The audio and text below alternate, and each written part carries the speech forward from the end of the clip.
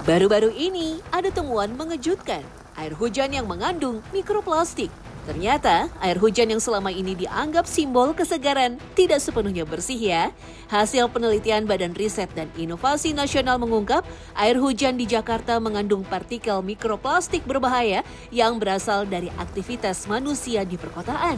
Waduh, polusi plastik ini tak hanya mencemari tanah dan laut, tapi juga atmosfer. Bahayanya nih, partikel mikroplastik yang berukuran super kecil, bahkan lebih halus dari debu biasa, bisa terhirup atau masuk ke tubuh melalui air dan makanan. Seberapa bahaya sih mikroplastik? Apa dan cara untuk mencegahnya?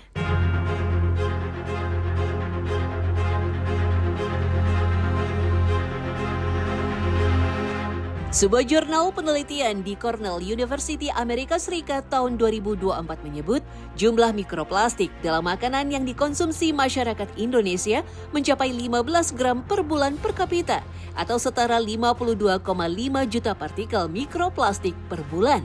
Jumlah ini membuat Indonesia menjadi negara terdampak mikroplastik terbesar di dunia.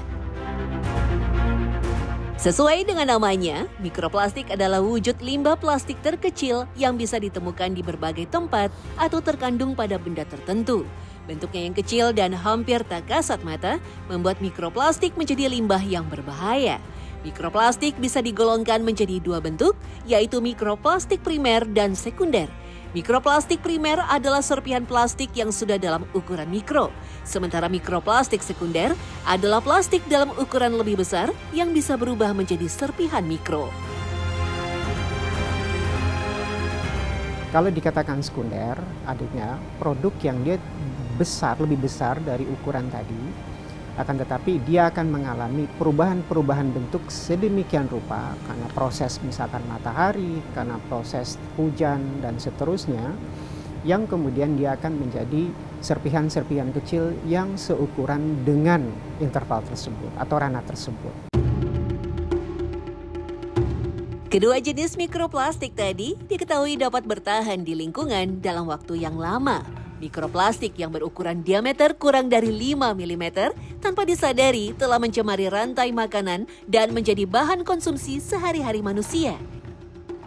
Cikal bakal plastik pertama yang disebut Parksin ditemukan abad ke-19 oleh ilmuwan asal Inggris Alexander Parkes. Parksin terbuat dari selulosa tanaman yang dicampur dengan nitrit hingga menjadi benda yang mudah dibentuk saat dipanaskan. Sejak penemuan ini, beberapa barang-barang seperti medali, kancing plastik, hingga sisir diproduksi dari Parksin. Kemudian di tahun 1907 ditemukanlah bakelite atau bentuk plastik sintetis pertama. Penemuan ini pun menjadi cikal bakal plastik modern. Baru di tahun 1930-an industri plastik modern mulai dikembangkan secara komersil. Apalagi di saat itu kebutuhan plastik meningkat pesat. Di Indonesia sendiri industri plastik dimulai tahun 50-an. Bahkan di tahun 1952 sudah ada sekitar 12 pabrik plastik yang tersebar di Jawa. Pabrik-pabrik plastik ini mengimpor bahan bakunya dari perusahaan minyak Shell milik Amerika Serikat dan Belanda. Kehadiran produk-produk plastiknya begitu mudah diterima oleh masyarakat. Selain bentuknya yang beragam, bahan-bahan plastik punya warna yang menarik, tahan lama, anti air, dan tentunya murah. Revolusi plastik pun terus merambah ke industri yang bersinggungan dengan kebutuhan primer. Bahkan pipa air minum pun berganti dari besi menjadi pipa plastik paralon yang jauh lebih ekonomis. Apalagi pipa berbahan besi atau logam tidak tahan terhadap air dan cepat menimbulkan karat. Begitu pesatnya penggunaan plastik di dunia, bahkan sejak tahun 1950-an, jumlah bahan plastik yang telah diproduksi mencapai 8,3 miliar metrik ton. Dan setengah dari jumlah ini justru diproduksi dalam 15 tahun terakhir. Namun di balik manfaat penggunaannya, plastik justru menimbulkan berbagai masalah. Sifatnya yang susah terurai menyebabkan tumpukan sampah di mana-mana, menutup saluran air, sungai, dan pembuangan limbah lainnya. Dan yang paling berbahaya, plastik bisa terpecah menjadi serpihan-serpihan kecil yang disebut mikroplastik. Serpihan ini masuk ke dalam tubuh manusia secara langsung ataupun lewat makanan yang dikonsumsi. Kalau seandainya kita bicara tentang air minum dalam kemasan atau makanan dalam kemasan atau makanan itu sendiri, itu interaksi dengan sumber-sumber tadi itu sangat besar, ya, sehingga mudah juga untuk mengalami polusi tadi. Tak hanya itu, memanaskan makanan dalam kemasan plastik dan menyimpan bahan makanan atau minuman dalam wadah plastik untuk waktu penyimpanan yang lama juga memicu mikroplastik dan bahan kimia berbahaya berpindah ke dalam makanan. Yang bisa bikin jadi berbahaya itu adalah ketika plastik-plastik tersebut itu di microwave atau dipanasin atau apa, jadi akan ada nanopartikel yang akan ada di dalam makanan tersebut. Nah, itu yang berbahaya. Atau yang lagi ngetren sekarang adalah talenan, ya, yang berbahan plastik, ya, itu adalah yang si polipropilen yang keras. Nah, ketika misalnya cutting board itu dipakai, motong-motong daging, wortel, sayuran lain, itu ada beberapa partikel yang akan masuk ke dalam makanan tersebut. Nah, itu yang berbahaya. Mikroplastik inilah yang dapat ditemukan di mana-mana, dari laut, tanah, hingga udara. Karenanya keberadaan mikroplastik menjadi ancaman serius bagi ekosistem dan lingkungan. Mikroplastik dapat dimakan oleh organisme laut seperti plankton, ikan, dan kerang. Ketika organisme ini dimakan oleh predator yang lebih besar, mikroplastik akan terakumulasi dalam rantai makanan, termasuk dalam makanan manusia. Beberapa penelitian menunjukkan bahwa mikroplastik dapat mengandung bahan kimia berbahaya seperti pestisida dan logam berat. Bahan kimia dalam plastik bisa merusak sistem produksi, penyimpanan, dan pelepasan hormon dalam tubuh. Gangguan hormonal tentu saja bisa membuat efek domino gangguan masalah hormonal, reproduksi, metabolisme, tumbuh kembang, dan juga memicu kanker.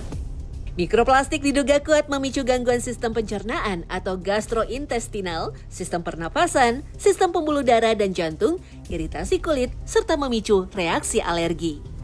Beberapa penelitian menunjukkan bahwa mikroplastik dapat mengandung bahan kimia berbahaya seperti pestisida dan logam berat. Keduanya bisa menyebabkan efek negatif pada kesehatan. Pada saat diperiksa, ternyata ada lemak dengan kumpulan plastik di jaringan sumbatan jantung tersebut. Dan dari penelitian tersebut menyatakan bahwa jika ditemukan plastik itu dapat menyebabkan 3 kali lipat lebih berat dibanding serangan jantung sumbatan tanpa adanya plastik. Meski dampak kesehatan terhadap manusia masih dalam penelitian, kasus mikroplastik telah banyak ditemukan dalam air minum, ikan-ikanan, garam laut, bahkan tubuh manusia. Tahun 2020, partikel mikroplastik ditemukan dalam plasenta manusia. Bahkan sebuah penelitian yang diungkap dalam konferensi Eropa Gastroenterologi menyatakan bahwa mikroplastik dalam kotoran manusia di berbagai negara. Keberadaan mikroplastik mungkin tak lagi bisa dihindari. Namun ada beberapa langkah yang seharusnya dilakukan untuk mengurangi dampak kesehatan dari terpaparnya mikroplastik ke dalam tubuh. Dan yang paling terpenting adalah membangkitkan kesadaran akan lingkungan dengan tidak membuang sampah plastik sembarangan.